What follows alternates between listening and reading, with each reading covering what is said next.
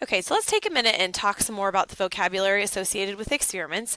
Number one, just keep in mind that anything that when you do experiments, the goal is to impose a treatment onto people, animals, or objects. Those people, animals, or objects are going to be called your experimental units. The goal is to take that treatment, impose it on those experimental units, and then observe the response to see what happens. All right, so this is going to help us to establish cause and effect. Now, when we put a specific condition on an individual, that would be a treatment. So let's say we're taking a look at the amount of water that people drink per day and how much they exercise. Okay. A treatment would be specifically saying, okay, they're going to drink 64 ounces of water a day and exercise for 30 minutes.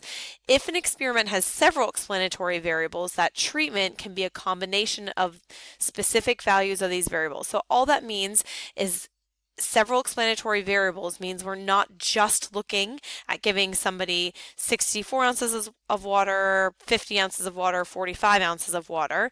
That would be one. And the second thing would be maybe running 30 minutes a day, 20 minutes a day, 15 minutes a day. Okay, the treatment would consist of both of those explanatory variables. So it would be the combination of 64 ounces of water a day plus the running of 30 minutes a day. Okay, so sometimes the treatment isn't just one thing, it can be a combination. The experimental units are the smallest collection of individuals. So basically the experimental units are each individual that is getting that treatment. When the units are humans, they're usually called subjects. So experimental units can be anything. They can be trees, animals, objects, people, but specifically when we talk about humans, we usually talk about subjects. All right, so often the explanatory variable in experiments are called factors. So factors are sort of like your big picture, all right, before you break things down. So for example, what I was talking about is our factors if we're experimenting with water and the amount of exercise to see if it makes you healthier. Our factors could be the amount of water that you drink per day and the amount of exercise that you do. So two overarching factors. So oftentimes experiments study the joint effect of several factors.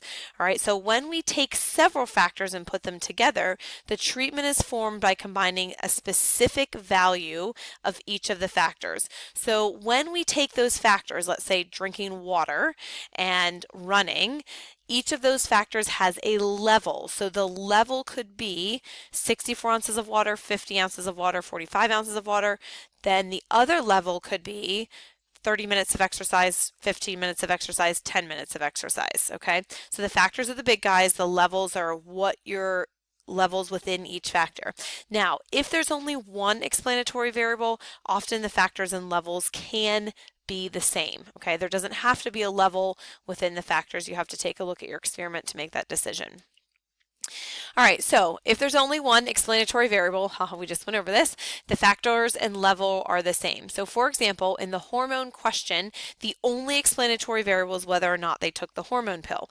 So the factor, the big treatment, the big overarching thing was the hormone pill, and the level were the same, just the hormone pill. So the factor and the level were the same in this case. You didn't have three different dosages of hormones that you were giving out to people. All right, most of the time when you look at factors, there's more than one explanatory variable. All right, so that would be like the water and the exercise.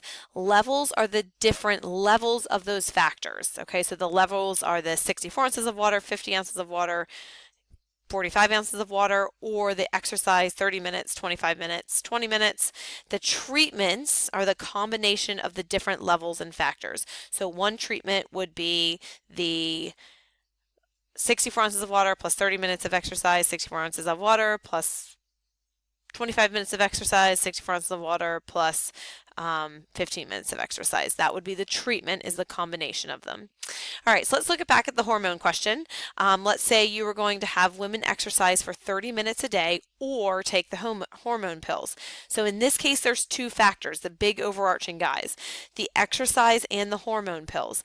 The levels are the exercise and no exercise, hormone pill and no hormone pill. So there's two factors, two big guys. All right, and there's 4 levels. All right, so we're counting the levels, exercise and no exercise. That's 1, 2, hormone pill and no hormone pill. So each of the factors have 2 levels. So 2 factors times 2 levels equals a total of 4 levels. All right, so go ahead and take a minute and try this one. Take a look at the tomato question. Identify the experimental units or the subjects, explanatory and response variables, and the treatments, and then take a look at what are the factors and the levels.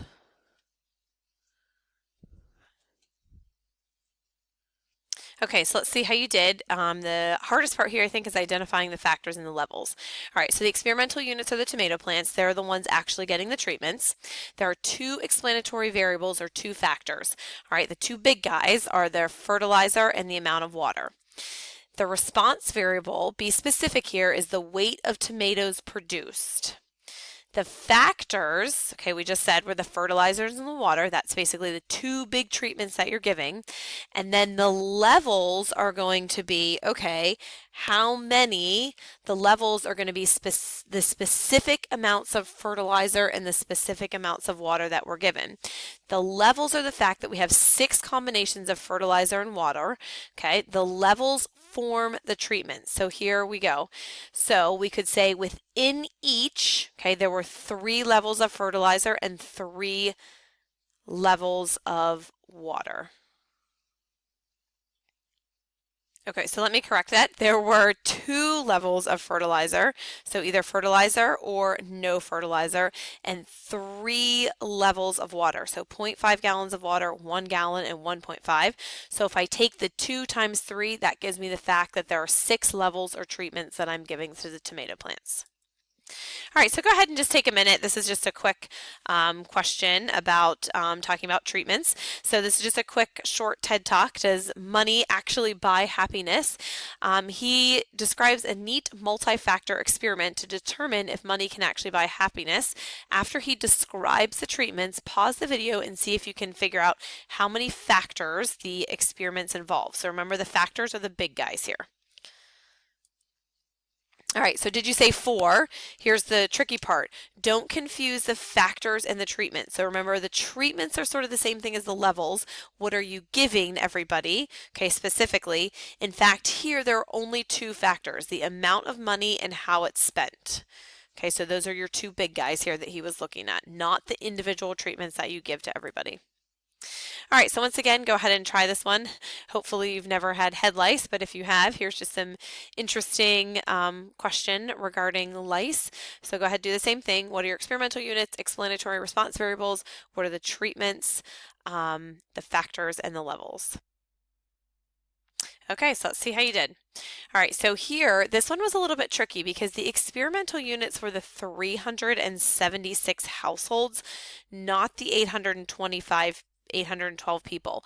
Why is that? It's because the treatments were assigned to the entire households, not to just like one individual within the household, 2 individuals within the household. Okay, it was given to everybody in the household. So you were picking the houses first, okay? Then everyone in the household got that. You weren't picking the individuals first. That's a little bit tricky.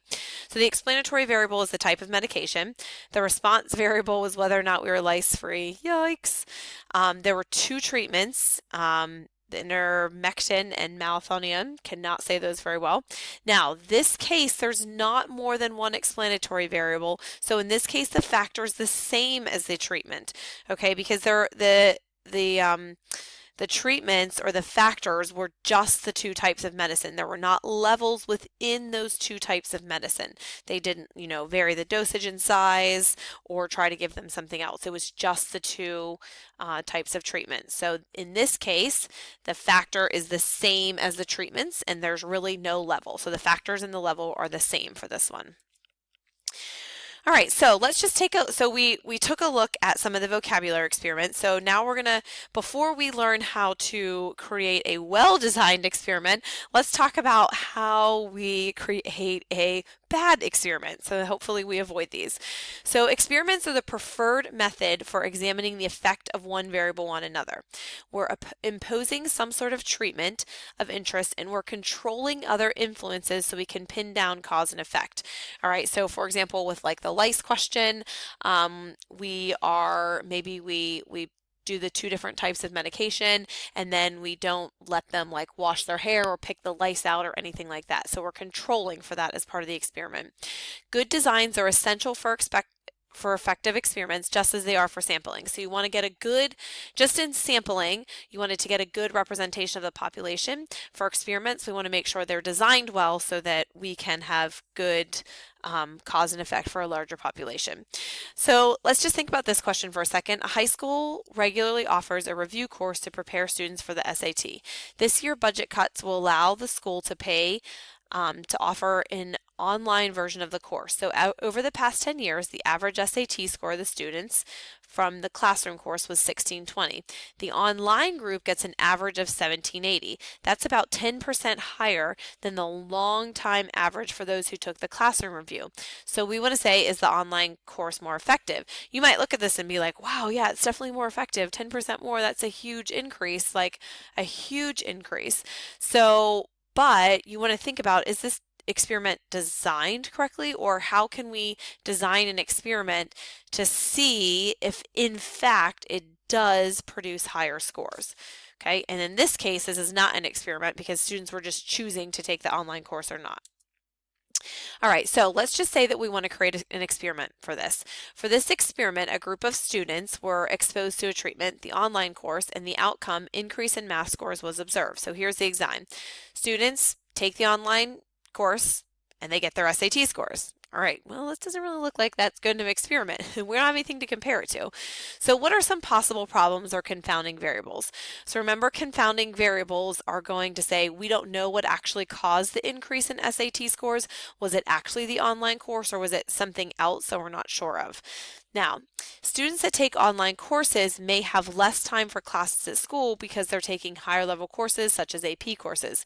Since they're taking higher level courses, they're more likely to score higher because of what they were learning and not necessarily because an online course was effective. So the fact that they were taking more difficult courses at school could be confounded with the fact that they were taking an online course, and therefore we don't know what actually increased their SAT scores. The fact that they had more knowledge from their difficult courses, or the fact that it was the online course that actually increased their scores. Okay, so somehow in this experiment we need to account for that. All right, how can we fix this? So think about how we could make this not a problem. So we can take similar students and put them in an online class and a classroom, make sure the curriculum is the same, compare the results. So all of these students that are taking these AP courses, let's put half of them in the online course, let's put half of them in the classroom, and then compare the scores to see if they were actually effective. All right, so many laboratory experiments use a design like this one, like the one in the previous SAT course example. So what they do is they take the experimental units, they impose a treatment on it, and then they measure the response. In the lab environment, simple designs often work well. So this is in a lab in a very controlled setting. Field experiments, that's like experiments that are actually taking place outside of a lab, and experiments with animals or people deal with more variable conditions, okay? So this is, people are different, they respond differently.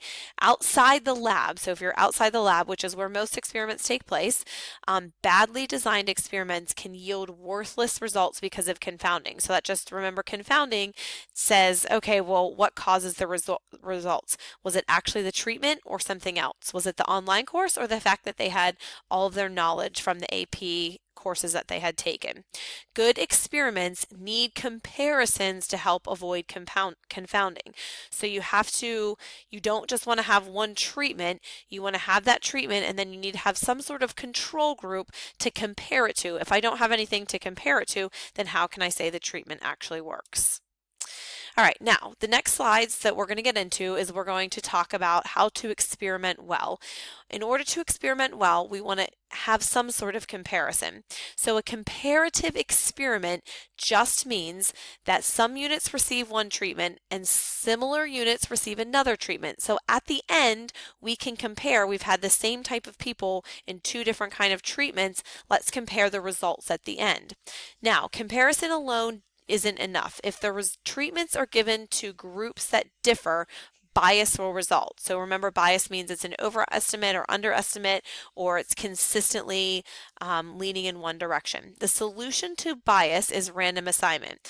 Now, random assignment will not eliminate bias, but it will help reduce it. So on the next slide, we're going to take a look at this further.